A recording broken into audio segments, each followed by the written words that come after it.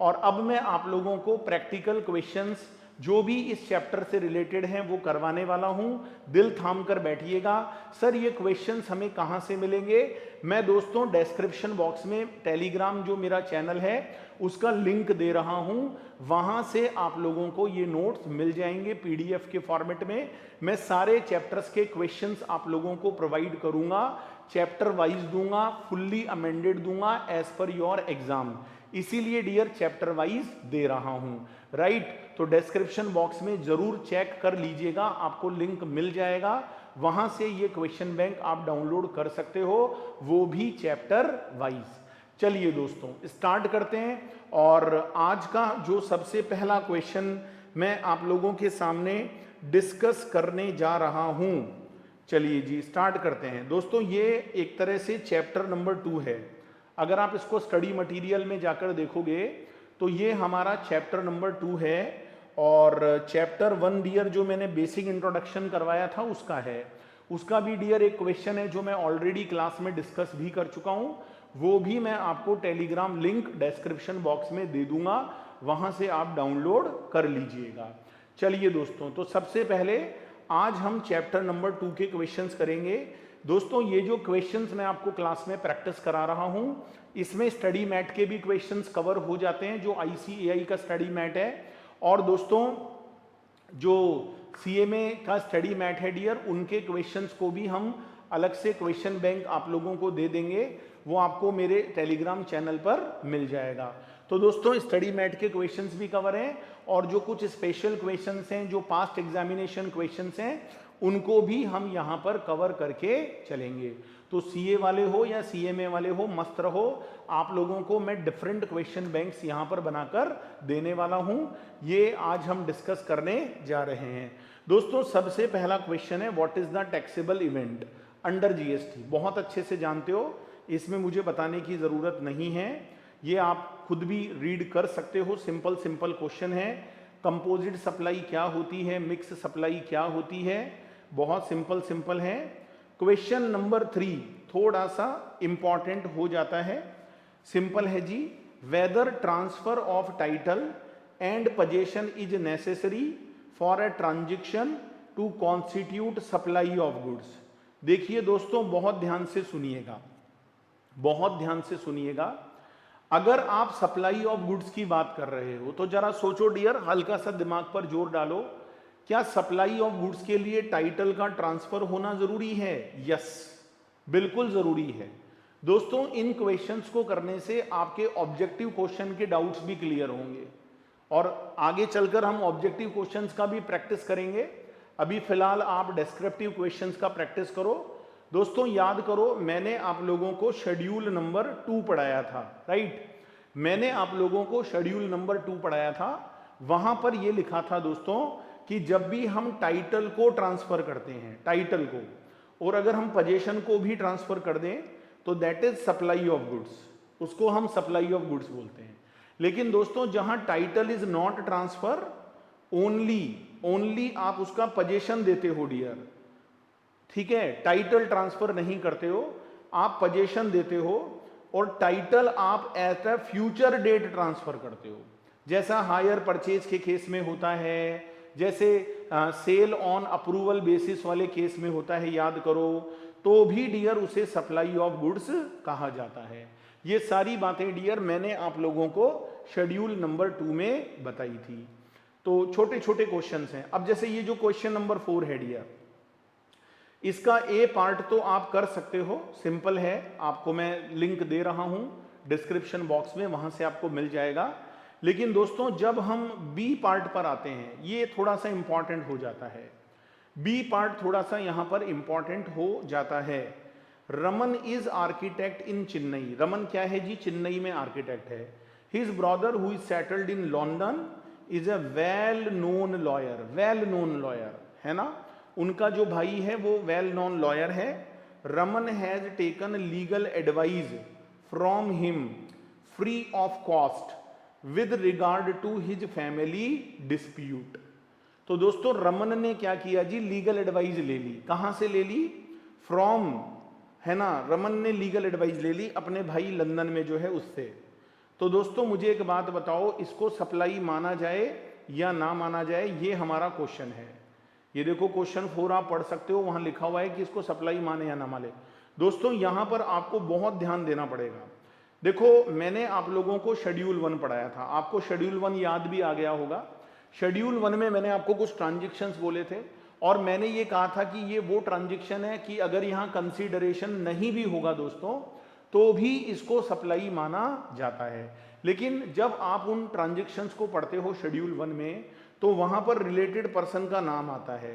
तो दोस्तों मुझे एक बात बताओ, आपका ब्रदर अगर वेल नोन लॉयर है, लंदन में है और आप उससे इंडिया में सर्विस ले रहे हो, that is called import of service.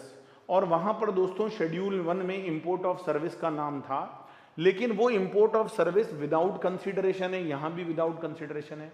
लेकिन दोस्तों एक बात बड़ी इंपॉर्टेंट है यार, वो रिलेटेड पर्सन ही नहीं है। सर ब्रदर तो रिलेटेड पर्सन होता है। अरे ब्रदर रिलेटेड पर्सन कब होता है? अभी थोड़ी देर पहले मैंने बताया, ब्रदर रिलेटेड पर्सन तब होता है डियर जब वो आप पर डिपेंडेंट हो। जब वो वेल नॉन लॉयर है तो वो डिपेंडेंट कहां है? देखो सारी बातें क्वेश्चन वाला नहीं बोलेगा यार, आपको माइंड लगाना पड़ेगा, आपको अपने माइंड का यूज करना पड़ेगा, राइट? तो आप यहां पर जब क्वेश्चन का आंसर दोगे, suppose if it is a question of 4 marks, so how to present the answer? सबसे पहले दोस्तों आपको रिलेटेड पर्सन की डेफिनेशन बतानी पड़ेगी। रिलेटेड पर्सन कौन होता है वो मैंने अभी आपको नोट्स में लिखवाया भी था।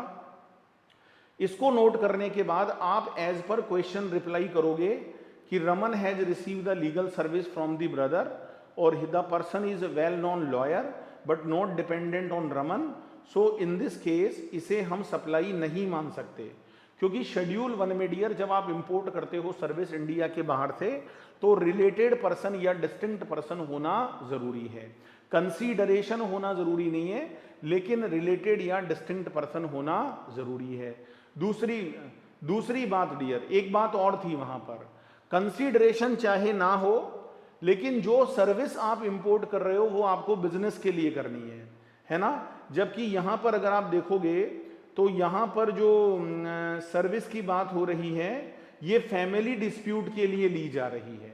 इसका मतलब it is personal nature of service, it is not taken for the purpose of business और profession. So this is also another reason. इसलिए दोस्तों हम इसको सप्लाई नहीं मानेंगे। ये सारे रीजन डियर आप लोगों को यहां पर जरूर देने चाहिए। सी पॉइंट भी बहुत अच्छा है, वो कहता है चलो मान लो रमन ये सर्विस अपने ब्रदर से अपनी बिजनेस यूनिट के लिए लेता, तो क्या आप सप्लाई मान लेते?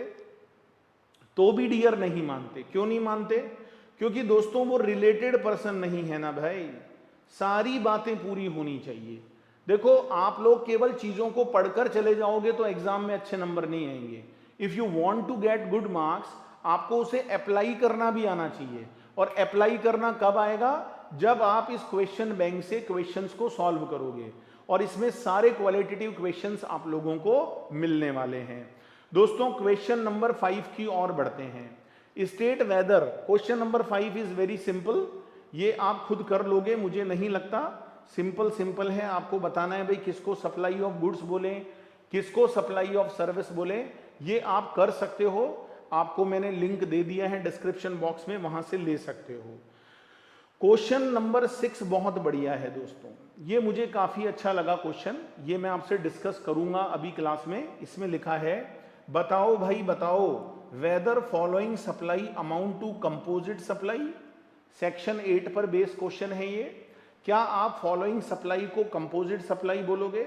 दोस्तों अगर आप होटल में जाते हो और वहां पर आपको 4 डेज और 3 नाइट का पैकेज दिया जाता है, राइट, और साथ में आपको ब्रेकफास्ट और डिनर की फैसिलिटी मिलती है अलोंग विथ रूम अकोमोडेशन। दोस्तों ऐसा बहुत सारे होटल्स में होता है कि वो खाने की सर्विस है, ब्रेकफास्ट है, डिनर है, वो साथ में देते हैं। और ये कोई एक होटल का प्रैक्टिस नहीं है, बहुत सारे होटल्स का प्रैक्टिस है। So it is in the ordinarily course of business ऐसा होता है, राइट। तो जब ऑर्डिनरीली होता है तो हम इसको नेचुरली बंडल्ड बोलेंगे। और जब कोई चीज नेचुरली बंडल्ड है, जब कोई चीज नेचुरली बंडल्ड है दोस्तों, तो नेचुरली बंडल्ड के केस में हमें यह देखना पड़ेगा कि उसमें प्रिंसिपल सप्लाई क्या है।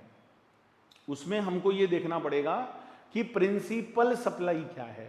तो दोस्तों मुझे बताओ, हम होटल में क्या इसलिए स्टे करने जाते हैं कि हमें ब्रेकफास्ट डिनर मिलेगा, या हम होटल में स्टे करते हैं इसलिए हमें ब्रेकफास्ट डिनर मिलता है?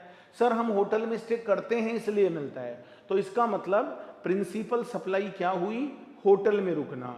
तो होटल सर्विस माना जाएगा डियर, इसे ब्रेकफास्ट डिनर नहीं माना जाएगा, इसको होटल अकोमोडेशन का सर्विस माना जाएगा। B point is very nice. Toothpaste company ने ऑफर किए हैं भाई टूथब्रश अलोंग विथ टूथपेस्ट। दोस्तों ये बेचने की टेक्निक है, ये कोई नेचुरल बंडल नहीं है। आप दोनों अलग अलग बेच सकते थे, फिर भी आपने उसको ज्वाइन करके कंबाइंड करके स्कीम निकाली। टूथपेस्ट के साथ टूथब्रश फ्री दे दिया जी, टूथपेस्ट लोगे तो टूथब्रश फ्री मिलेगा। दोस्तों मैं आपको बता दूं, it is not naturally bundled, और जो चीज नेचुरली बंडल्ड नहीं होती है उसे फिर हम मिक्स सप्लाई बोलते हैं। अच्छा, क्वेश्चन में ये नहीं पूछा कि मिक्स में क्या करोगे, क्वेश्चन ने ये पूछा कि क्या ये कंपोजिट सप्लाई है। क्वेश्चन ध्यान से पढ़ लीजिएगा। बहुत सारे बच्चे फालतू आंसर भी देते हैं जबकि वो पूछा ही नहीं है। हमें पता है कि ये मिक्स सप्लाई है, लेकिन हमारा क्वेश्चन ये नहीं था कि मिक्स में क्या करोगे। हमारा क्वेश्चन ये था कि weather it is composite supply, तो आपको बोलना है ना ना it is not composite supply. आपको उतना ही लिखना है दोस्तों जितना पूछा गया है, एक्स्ट्रा लिखने के मार्क्स नहीं है, बल्कि आपका टाइम वेस्ट होगा ज्यादा फालतू लिखने से, राइट। चलिए जी आगे बढ़ते हैं। दोस्तों अब मैं थोड़े से इंपॉर्टेंट क्वेश्चंस की ओर आ रहा हूं। थोड़े से आप ये समझ लो जी, मतलब एक फाइनल लेवल के हिसाब से जो क्वेश्चन आने चाहिए एग्जाम में, वो मैं आपके सामने लेकर आ रहा हूं। दोस्तों क्वेश्चन नंबर 8 आपको मिलेगा इस पीडीएफ के अंदर। डेलीजेंट फोर्स, डेलीजेंट फोर्स एक प्रोफेशनल ट्रेनिंग इंस्टीट्यूट है, राइट। उसका काम क्या है जी? Training material, gets its training material of aptitude content printed from Durga printed house. ये एक प्रिंटिंग प्रेस है जिसका काम प्रिंट करना है, वहां से आपने कोई मटेरियल प्रिंट करवाया। उस मटेरियल का जो कंटेंट था डियर, वो तो डेलीजेंट फोर्स को ही देना पड़ेगा, राइट, क्योंकि उसी के पास उसके राइट्स हैं। लेकिन दोस्तों जो फिजिकल इनपुट होता है जिसको हम पेपर बोलते हैं, वो पेपर जो है वो उस प्रिंटिंग प्रेस वाले का ही था। मतलब दुर्गा प्रिंटिंग हाउस ने प्रिंटिंग भी करी है और साथ में पेपर भी लगाया है। दोस्तों आपसे पूछा जाता है, बोलो बोलो, ये जो ट्रेनिंग मटेरियल दुर्गा प्रिंटिंग वाला दे रहा है, क्या आप इसको सप्लाई ऑफ गुड्स बोलोगे या सर्विस बोलोगे? दोस्तों यहां पर आप देखो, प्रिंटिंग हाउस आपको प्रिंटिंग की सर्विस भी दे रहा है, एज वेल एज दोस्तों आपको गुड्स भी दे रहा है, पेपर भी दे रहा है। लेकिन आपने जैसे ही नाम पढ़ा तो साफ लिखा है कि दुर्गा प्रिंटिंग हाउस, मतलब उसका मेन काम प्रिंट करना है। अच्छा एक बात और बताऊं डियर, बहुत सारे प्रिंटिंग हाउस ऐसा ही करते हैं कि वो जब प्रिंटिंग करते हैं तो पेपर अपने पास से यूज कर लेते हैं, तो it is a ordinarily course of business, तो हम इसको कंपोजिट सप्लाई बोलेंगे। और मैंने इसका सर्कुलर भी आप लोगों से डिस्कस किया था जब हम इस चैप्टर को पढ़ रहे थे दोस्तों, राइट। Okay sir. अच्छा दोस्तों मुझे एक बात बताओ, यहां पर आपको ये तो समझ में आ गया कि ये कंपोजिट सप्लाई है। आपको कंपोजिट सप्लाई में ये भी लिखना पड़ेगा कि यहाँ प्रिंसिपल सप्लाई के बेसिस पर असेसमेंट होता है। देखो ये सब बातें आपको नोट करनी है, ये डेस्क्रिप्टिव क्वेश्चन है, इनमें आपको मार्क्स तभी मिलेंगे डियर। मैंने जो आंसर आपको दिया है that is totally based on ICAI pattern. ICAI की जो कॉपी चेक होती है वो इसी पैटर्न पर चेक होती है। आपको पहले पूरा लॉ समझाना पड़ेगा, उसके बाद आप फाइनल आंसर लिखोगे। In case of printing of books content is supplied by publisher, है ना, क्योंकि उसके पास यूजेस राइट हैं।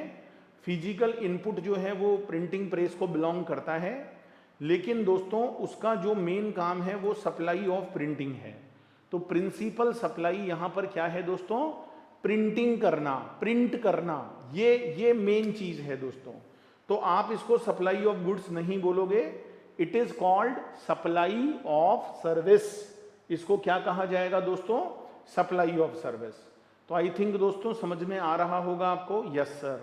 चलिए नेक्स्ट क्वेश्चन की ओर बढ़ते हैं। Next question, question number 9। दोस्तों ये सारे क्वेश्चंस यहां पर मैं आपको कवर करा के चल रहा हूं, whether it is study mat और whether it is past examination questions.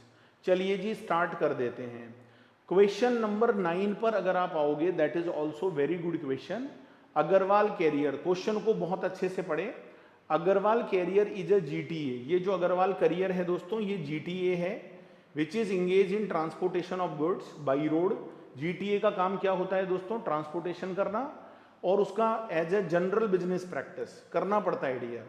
उसको साथ में अग्रवाल कैरियर वाले को कुछ इंटरमीडिएटरी सर्विसेज भी देनी पड़ती है, जैसे लोडिंग हो गई, अनलोडिंग हो गई, पैकिंग हो गई, अनपैकिंग हो गई, ट्रांसशिपमेंट हो गया। क्योंकि दोस्तों एक बात बताओ, कस्टमर जब जीटीए के पास आएगा तो क्या वो अपने खुद के लेबर लेकर आएगा? नहीं। तो आपका काम केवल ट्रांसपोर्टेशन तक ही थोड़ी है, आपको गुड्स को लोड भी करवाना पड़ेगा, आपको उसकी पैकिंग, अनपैकिंग, ये सब काम करने पड़ेंगे। थोड़े समय के लिए उसकी टेम्पररी वेयर हाउसिंग भी करनी पड़ेगी। ये काम जीटीए को करने पड़ते हैं डियर, और एज ए पैकेज उसको सर्विस देनी पड़ती है। तो it is a ordinarily course of business.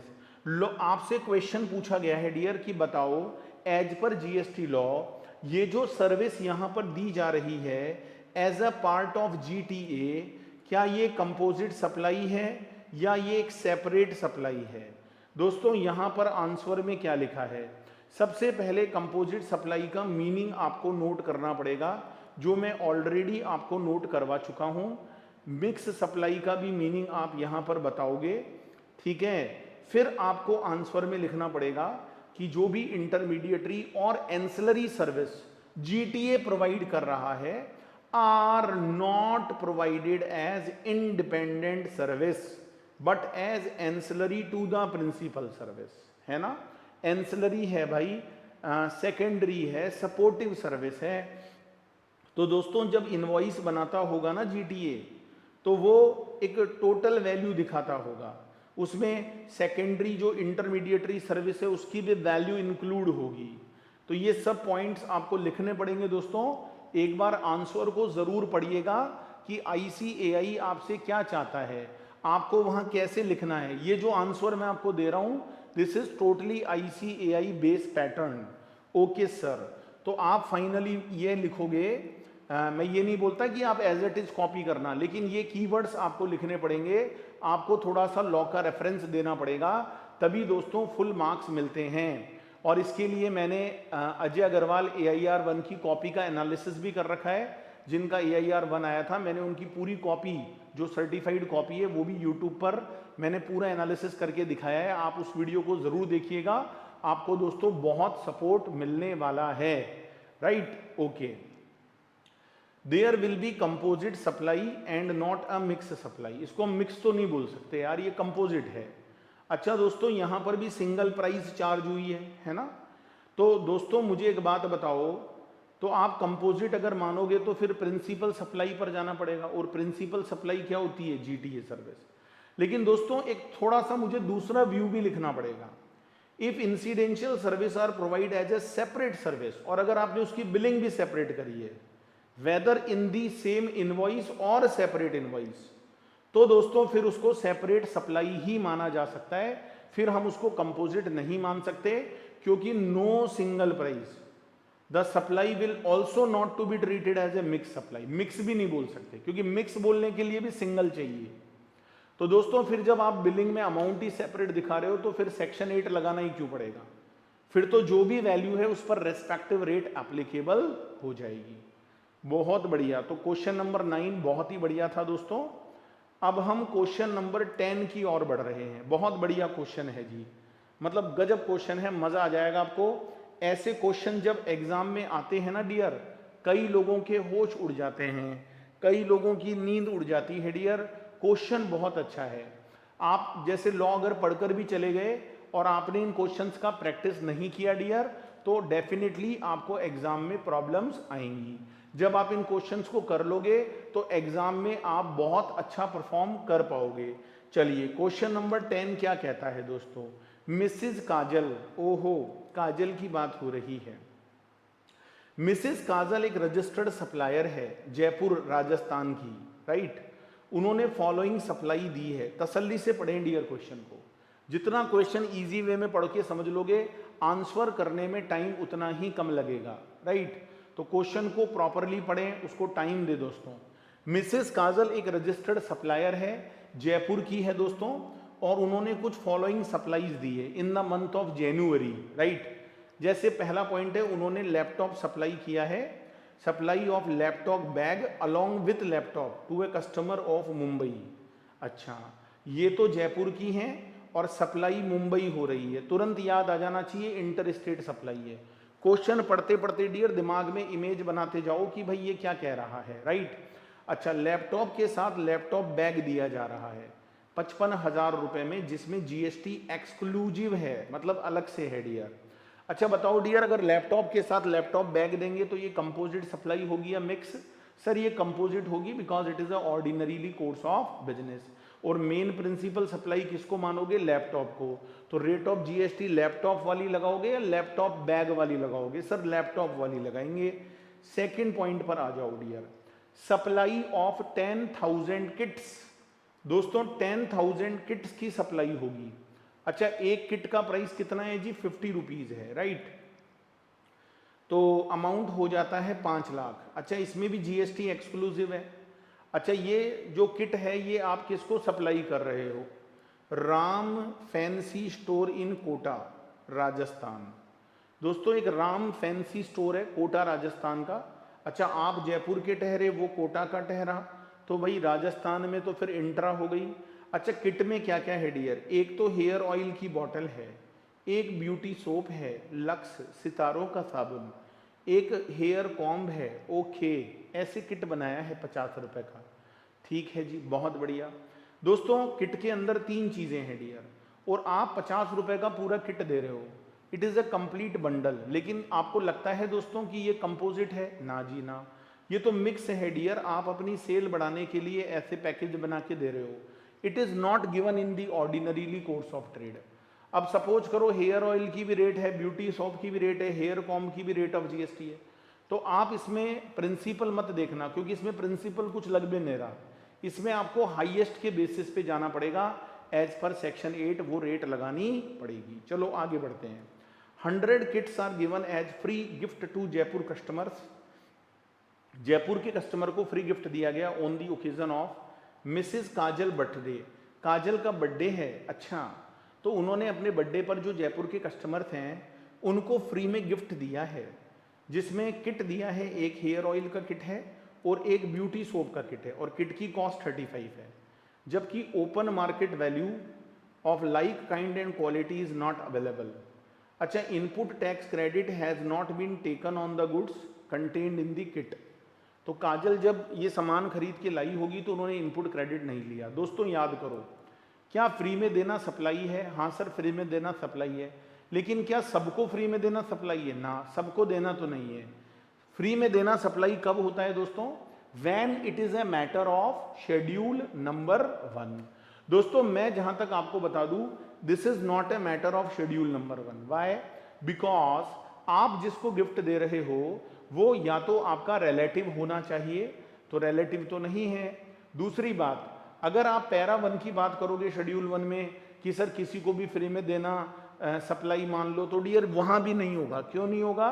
Reason being कि पैरा 1 में जब आप शेड्यूल 1 को पढ़ते हो उसमें लिखा है कि आपने पहले आईटीसी लिया हो, तो क्वेश्चन में पहले ही लिख दिया गया है कि आईटीसी इज नॉट टेकन। तो दोस्तों मैं आपको बता दूं, शेड्यूल 1 में पॉइंट नंबर सी कहीं पर भी कवर नहीं होता, और जब कवर नहीं होता है डियर तो इसका मतलब अगर कंसीडरेशन नहीं है तो हम इसको सप्लाई ही नहीं मानेंगे। दोस्तों हम इसको सप्लाई ही नहीं मानेंगे। अब प्रेजेंट कैसे करना है वो भी मैं थोड़ी देर में आपको बताता हूं। आगे बढ़ते हैं दोस्तों। इवेंट मैनेजमेंट सर्विस, क्वेश्चन काफी बड़ा है, कम से कम 8 से 10 नंबर का क्वेश्चन है डियर, अगर एग्जाम में आएगा तो।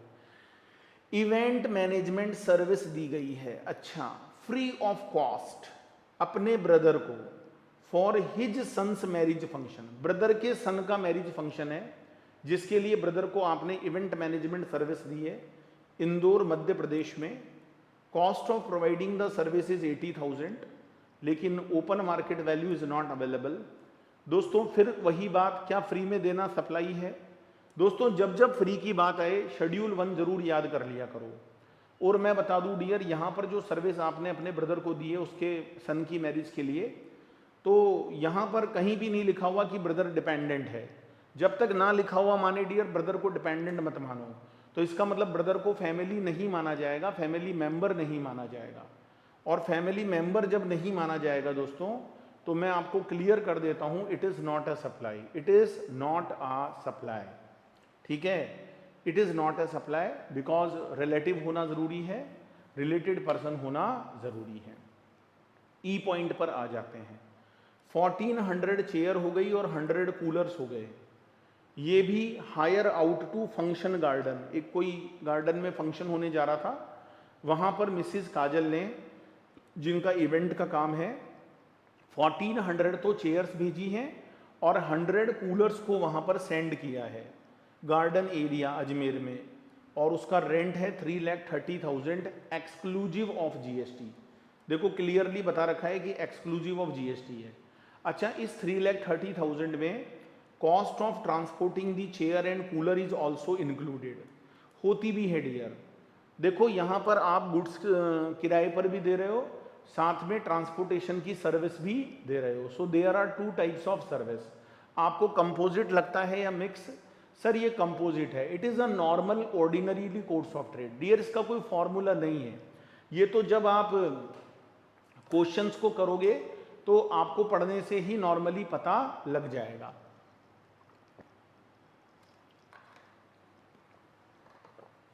तो दोस्तों ये मुझे नॉर्मली कोर्स ऑफ ट्रेड लगता है, आपको क्या लगता है डियर, कमेंट बॉक्स में जरूर बताइएगा। I think it is a ordinarily course of business, right. तो यहां पर हम 2 तरह की सर्विस दे रहे हैं, हम कूलर और चेयर को रेंट पर दे रहे हैं, एज वेल एज साथ में दोस्तों हम एक काम और कर रहे हैं, हम उनको ट्रांसपोर्ट करने की भी सर्विस दे रहे हैं। There are 2 types of services. तो दोस्तों जरा मुझे एक बात बताओ, जब 2 तरह की सर्विस आप यहां पर दे रहे हो तो ये कंपोजिट सप्लाई लग रही है डियर। कंपोजिट में प्रिंसिपल को बेस बनाया जाता है, तो यहाँ मेन काम ट्रांसपोर्टेशन का है या चेयर कूलर देने का? तो चेयर कूलर देने का। तो जो चेयर और कूलर वाली रेट्स ऑफ ड्यूटीज हैं किराए पर देने की, वो एप्लीकेबल होगी। बहुत बढ़िया। Mrs Kajal has paid the cost of transportation to unregistered goods transportation agency located in the state of Rajasthan. दोस्तों काजल ने ये जो ट्रांसपोर्ट के काम को करने के लिए किसी से सर्विस ली, जीटीए से। अच्छा जीटीए कैसा है जी? अनरजिस्टर्ड है। अच्छा अनरजिस्टर्ड जीटीए सर्विस मिसिस काजल को दे रहा है, मिसिस काजल रजिस्टर्ड है। तो मैं जहां तक समझता हूं डियर, जब जीटीए कोई भी सर्विस देता है और किसी रजिस्टर्ड पर्सन को देता है तो जीएसटी उस रजिस्टर्ड पर्सन को ही जमा कराना पड़ता है, वो भी आरसीएम बेसिस पर। याद आया आप लोगों को? नहीं आया है कोई बात नहीं, जब मैं आपको चार्ज ऑफ जीएसटी चैप्टर पढ़ाऊंगा वहां रिवर्स चार्ज में ये बात मैं आप लोगों को पढ़ा दूंगा, डोंट वरी। अभी इतना सा समझ लो कि ये जीएसटी मिसिस काजल को ही जमा कराना पड़ेगा। सर किराया कितना है? 20 रुपीज है, एक्सक्लूसिव ऑफ जीएसटी है दोस्तों, exclusive of GST for each chair and cooler. मतलब यूं समझ लो जी 1400 तो चेयर है और 100 कूलर हैं, तो टोटल यूनिट्स कितनी हो गई? 1500, और एक का किराया 20 रुपये है, तो ये हो जाता है जी 30,000 का रेंट हो जाता है, जिस पे जीएसटी अभी लगना बाकी है। बहुत बढ़िया दोस्तों। इंटरेस्ट भी लिया जाता है 6400 was collected by Mrs Kajal in January from Ram fancy store. ये देखो ये राम फैंसी स्टोर वाली जो बात थी दोस्तों, ये मैंने आप लोगों को बी पॉइंट में पढ़ाई थी। हमने राम फैंसी स्टोर को सप्लाई तो कर दी, लेकिन जो राम फैंसी स्टोर है वो हमें पेमेंट टाइम से नहीं दे पाया, उसने डिले कर दिया दोस्तों। तो डिले पर हम उससे क्या ले रहे हैं? इंटरेस्ट। अच्छा दोस्तों एक बात और बता देता हूं, जब मैं आपको वैल्यू ऑफ सप्लाई का चैप्टर पढ़ाऊंगा तो वैल्यू ऑफ सप्लाई के चैप्टर में इस बात का ध्यान रखिएगा कि अगर डिले का कोई इंटरेस्ट आपको मिलता है तो वो जो डिलेड इंटरेस्ट होता है उसे भी वैल्यू ऑफ सप्लाई का पार्ट मान लिया जाता है। ये बात मैं आपको वैल्यू ऑफ सप्लाई में पढ़ाऊंगा। लेकिन दोस्तों यहां पर एक बात बड़ी इंपॉर्टेंट है, माना चलो इंटरेस्ट भी वैल्यू ऑफ सप्लाई में ऐड होगा as per value of supply chapter, लेकिन यहां पर जीएसटी इज ऑलरेडी इंक्लूसिव, जबकि आपने जो सप्लाई करी थी वो एक्सक्लूसिव ऑफ जीएसटी है। तो आपको यहां बहुत ज्यादा ध्यान रखने की जरूरत है दोस्तों rate of GST is given, सबकी दे रखी है, लैपटॉप, लैपटॉप बैग सबकी दे रखी है, सीजीएसटी, एसजीएसटी और इनका टोटल हो जाता है आईजीएसटी। आपको करना क्या है दोस्तों, from the above information compute GST liability निकालनी है as the case may be of Mrs Kajal. आपको मिसिज काजल का जीएसटी निकालना है for the month of January. हाँ जी, तो जनवरी के लिए जीएसटी कैसे निकलेगा दोस्तों, कैसे प्रेजेंट करोगे, ये देखो हमने यहाँ आंसर भी आप लोगों के लिए रखा है ताकि आप आंसर को प्रेजेंट करना भी सीख जाओ कि what is the manner of presentation. तो फर्स्ट पॉइंट आपको लिखना है कि भाई लैपटॉप दिया है और ये सब बताना भी है कि ये नेचुरल बंडल है, राइट, और लैपटॉप यहाँ प्रिंसिपल सप्लाई है। अच्छा, रेट लैपटॉप वाली लगाओगे या लैपटॉप के बैग वाली लगाओगे? सर लैपटॉप वाली लगाएंगे। दोस्तों मैंने बता दिया था कि इंटर सप्लाई था, जयपुर से महाराष्ट्र जा रहा था, 55,000 है दोस्तों, आईजीएसटी लगेगा। अच्छा एक्सक्लूसिव है तो आपको 55,000 पर 18% जीएसटी लगाना है, दैट कम्स टू 9900। बहुत बढ़िया। सेकेंड पॉइंट है dear, supply of kits to Ram fancy store. ये जो राम फैंसी स्टोर है ना, राम फैंसी स्टोर, इसको किट की सप्लाई करी है, किट की, इसको किट की सप्लाई करी है दोस्तों, इसको किट भेजा गया है। और दोस्तों मैं आप लोगों को बता दूं कि ये जो किट भेजा गया है ना, इसके अंदर 3 चीज़ें हैं, ब्यूटी सोप है, एक हेयर ऑयल है, एक कॉम्ब है, लेकिन it is not a composite supply, ये मिक्स सप्लाई का क्वेश्चन है। अच्छा, मिक्स में आप कौन सी रेट लगाते हो? जो हाईएस्ट वाली टैक्स रेट होती है, जो सबसे हाईएस्ट टैक्स रेट होती है ना वो लगेगी डियर। अच्छा, हाईएस्ट टैक्स रेट अगर हम तीनों में देखेंगे तो इट इज़ 14%। अच्छा, इंट्रा सप्लाई है, ये देख लो 14% आ रहा है, ये हेयर ऑयल है, ये ब्यूटी सोप है, ये हेयर कॉम्ब है, तो हाईएस्ट रेट लगेगी 14% लगेगी। बहुत बढ़िया। अच्छा, यहाँ भी एक्सक्लूसिव है, लेकिन एक बात ध्यान रखना दोस्तों, जो 5 लाख की सप्लाई है उस पर तो जीएसटी एक्सक्लूसिव है, लेकिन जो साथ में आपने इंटरेस्ट चार्ज किया है उसमें जीएसटी इंक्लूसिव है। अच्छा, रेट कौन सी वाली लगेगी? वही वाली जो हेयर, जो मतलब आप मेन सप्लाई पे लगा रहे हो, क्योंकि इंटरेस्ट भी इसी वैल्यू में ऐड होगा, तो जो रेट आप इस 5 लाख पर लगाओगे वही रेट लगेगी। लेकिन ध्यान रखना 14 + 14 मतलब 28% जीएसटी है और वो 6400 में इंक्लूड है। तो अगर मैं एक्सक्लूड करूं तो कैसे करूंगा जी, 100 डिवाइडेड बाई 128, तो इससे हमारा वैल्यू निकल कर आएगा 5000। ये वैल्यू एक तरह से एक्सक्लूसिव ऑफ जीएसटी होगा। 5 लाख हमारा ऑलरेडी एक्सक्लूसिव ऑफ जीएसटी है, तो टोटल वैल्यू होगी 5,05,000। हमें जो जीएसटी कैलकुलेट करना है वो 5,05,000 पर कैलकुलेट करना है। कोई भी डाउट कंफ्यूजन के लिए कमेंट बॉक्स का यूज़ करें या मेरे व्हाट्सएप जो मेरा नंबर है इस पर मुझे मैसेज करें। तो आप यहाँ 14% सीजीएसटी कैलकुलेट करोगे, 14% एसजीएसटी कैलकुलेट करोगे।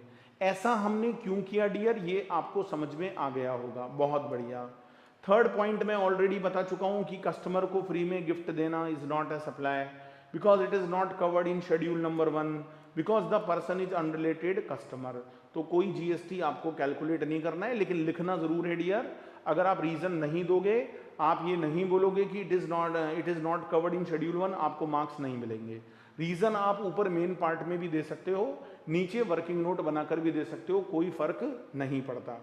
पॉइंट नंबर 4 में हम इवेंट मैनेजमेंट की सर्विस दे रहे हैं, वो भी फ्री ऑफ कॉस्ट दे रहे हैं अपने ब्रदर को, उसके सन की मैरिज के लिए। ये भी नहीं माना जाएगा बिकॉज यहाँ भी अनरिलेटेड पर्सन है, because brother is not dependent, तो इसे भी कोई जीएसटी कैलकुलेट नहीं करना, पर नोट जरूर लिखना है दोस्तों, otherwise marks will not be awarded. Okay sir. Chair cooler की बात करें तो टोटल अमाउंट 3,30,000 होता है, क्योंकि 3 लाख तो चेयर और कूलर का किराया है, और इसमें आई थिंक 3,30,000 ही है। प्राइस जो है ना वो 330 है, क्योंकि अगर आप देखेंगे तो टोटल 1500 यूनिट्स होती हैं, 1500 यूनिट, 20 रुपये जो है यहाँ पर, नहीं ये रहा, 1500 चेयर और कूलर का टोटल किराया 330 होता है। ट्रांसपोर्टेशन कॉस्ट अलग से है 30,000। तो दोस्तों सबसे पहले आप 330 का जीएसटी निकाल लो, और जो भी रेट ऑफ जीएसटी आपको दे रखी है चेयर कूलर के केस में क्या दे रखी है जी, ये देखो, service of renting of chair cooler 6%। बहुत ही बढ़िया क्वेश्चन है डियर, बड़ा ही उम्दा क्वेश्चन है, मज़ा आ जाता है डियर ऐसा क्वेश्चन करने पर। जब ऐसे क्वेश्चन आते हैं एग्जाम में तोते उड़ जाते हैं डियर, गलती हो जाती है, इसीलिए कह रहा हूँ पढ़कर जरूर जाना और ये सारी बातें नोट करना। नोटिफिकेशन नंबर याद नहीं है कोई नहीं चलेगा, आप नोटिफिकेशन नंबर को याद करने के चक्कर में मत पड़ो, बस जो मेन कंटेंट है वो लिखो। मैंने अजय अग्रवाल की कॉपी में दिखाया भी है बच्चों को कि देखो अजय अग्रवाल ने नहीं लिखे हैं नोटिफिकेशन नंबर, सेक्शन नंबर तक नहीं लिखे, फिर भी full marks will be awarded. आप उस वीडियो को जरूर देख सकते हैं। राइट, लास्ट था चेयर कूलर की ट्रांसपोर्टेशन सर्विस आपने किसी से ली है। राइट, आपने किसी से ली है तो 330 के अंदर 30,000 इज ऑलरेडी इंक्लूडेड है ना, क्योंकि आप तो कस्टमर से 330 चार्ज करोगे तो that is your outward supply. Outward supply पर आपको जीएसटी कैलकुलेट करना पड़ेगा, लेकिन साथ में जो 30,000 पर आप जीएसटी है वो भी आपको देना पड़ेगा। राइट, वो भी आपको देना पड़ेगा डियर, क्योंकि ये एक तरह से आपका यूं समझ लो आरसीएम बेसिस की टैक्स लाइबिलिटी है। वो जो ऊपर पढ़ रहे हो वो आउटवर्ड सप्लाई पर है, नॉर्मल चार्ज है, पढ़ाऊंगा आप लोगों को, ये आरसीएम है रिवर्स। अब आप कहोगे सर 30,000 पर 2 बार लग गया, नहीं लगा डियर। जो 30,000 पर जीएसटी अभी लगा है ना आरसीएम बेसिस पर, ये इनवर्ड सप्लाई है, इसका आपको टोटल आउटवर्ड सप्लाई में से क्रेडिट यूटिलाइज हो जाएगा। राइट, लेकिन ये आपको पहले पे करना पड़ेगा दोस्तों।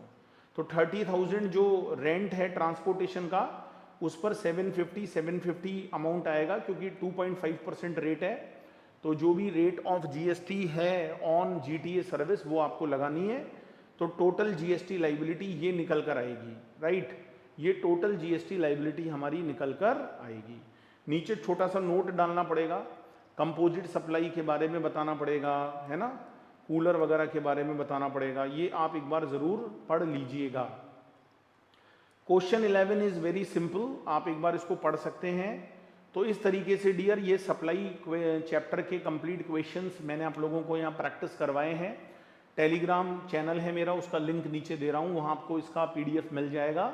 और चैप्टर 1 का क्वेश्चन मैं ऑलरेडी क्लास में करा चुका हूँ, आप मेरे प्रीवियस वीडियोस में देख सकते हो। स्टार्टिंग वीडियोस में शायद 2nd और 3rd वीडियो है, उसका भी मैं आपको लिंक दे देता हूँ डिस्क्रिप्शन बॉक्स में, वहाँ से आपको टेलीग्राम चैनल पर मिल जाएगा। वैसे मेरे टेलीग्राम चैनल का नाम है CA doctor Amit Khandal. Right, तो आप वहाँ से ले सकते हो। So thank you so much my dear friends. आशा करता हूँ डियर आपको बहुत पसंद आया होगा वीडियो। लास्ट में एक बहुत अच्छी बात आप लोगों को कहना चाहूँगा, बुझी क्षमा भी जल सकती है, बुझी क्षमा भी जल सकती है, कश्ती भी तूफानों से निकल सकती है, होके मायूस यूं ना अपने इरादे बदल, तेरी किस्मत कभी भी बदल सकती है।